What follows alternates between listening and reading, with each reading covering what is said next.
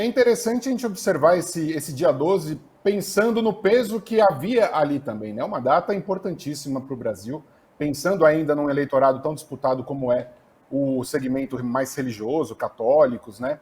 Então, dá para a gente cravar que foi um período ali de entre 12 e 13, né? Um período muito desastroso para o bolsonarismo. E por que ele foi desastroso? Justamente pelo comportamento dos bolsonaristas, né? É talvez um dos únicos momentos nesse período eleitoral que a gente viu o Bolsonaro, a campanha, o movimento bolsonarismo, perder o controle sobre os bolsonaristas, né?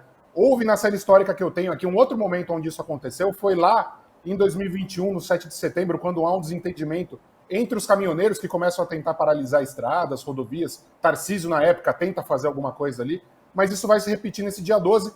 É um dia onde, em determinados horários do dia 12, a gente tem um pico maior de menções ao termo bolsonaristas do que ao próprio Jair Bolsonaro, né? A gente trouxe até um gráfico que vai ilustrar muito bem essa questão. Vamos mostrar aqui, esse perfeito, gráfico, gente. então. Isso. Isso, exato. O que a gente tem aqui? A gente tem um volume de menções no Twitter a esses três termos aqui: Bolsonaro, bolsonaristas em Aparecida e o termo CPX, que faz referência a complexo, no caso, complexo do alemão, mas a gente já trata um pouco mais para frente desse ponto. O que a gente observa é um volume grande de menções ao longo do período, aqui uma semana, ao presidente Jair Bolsonaro, só que a gente vai observar que lá no começo do dia 12, esse volume cai. E ele só vai subir em paralelo ao maior volume de menções aos bolsonaristas em Aparecida, lá no Santuário de Nossa Senhora.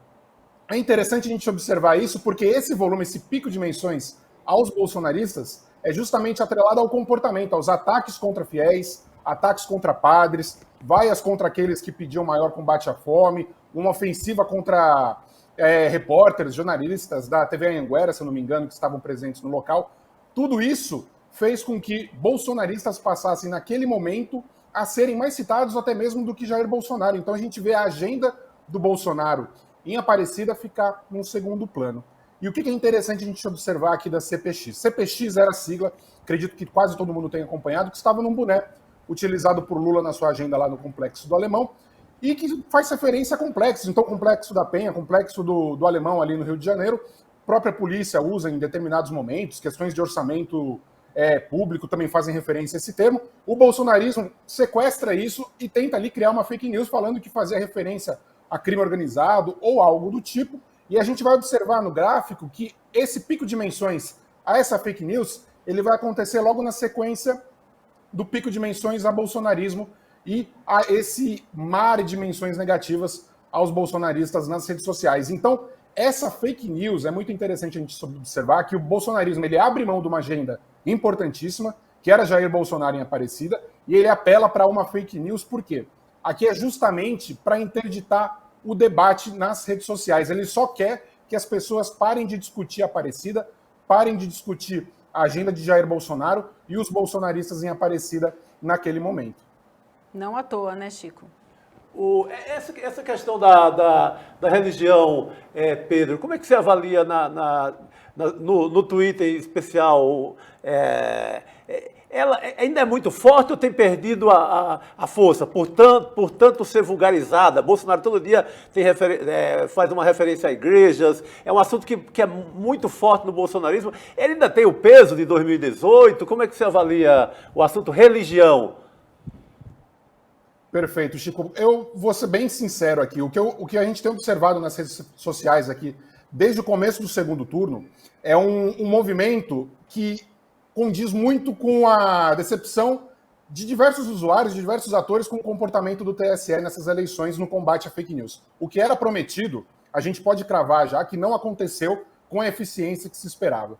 O que a gente vê dos dois lados, e aqui vai também entrar a questão da religião, é uma disputa que se dá. Havia um equipamento na Segunda Guerra que chamava ouriço tcheco. Era para impedir o trânsito de tropas, de carros, de tanques, e ele não tinha nenhuma função necessariamente ativa. E a gente vê as fake news funcionando justamente nesse terreno, né? Os dois campos começaram a jogar uma série de fake news aqui justamente para, em determinados momentos, interditar o debate. Então a gente vê o bolsonarismo usando uma fake news como essa justamente para impedir que seja debatido o que os bolsonaristas fizeram naquele momento. A gente vê, por outro lado, o antibolsonarismo abordando a maçonaria justamente para impedir uma fake news que vinha do bolsonarismo, que era o Lula, satanismo e por aí vai. Então a gente vê que, de certa forma, alguns setores da sociedade entenderam e levaram a lição de 2018. Mas me parece que o setor judiciário ainda tem muitas dificuldades em entender e combater as fake news. E as religiões vão entrar nisso, Chico. Elas vão entrar nos ataques de um lado, fake news. Então me parece que em determinado momento a religião ela só é uma veste ali nas redes sociais, utilizada ou para tentar pautar ou para tentar interditar o debate, seja do bolsonarismo, seja do antibolsonarismo nas redes sociais. Eu não vejo como esse volume tão grande nas redes esteja, de fato, influenciando ou dialogando com esses setores da sociedade de forma direta.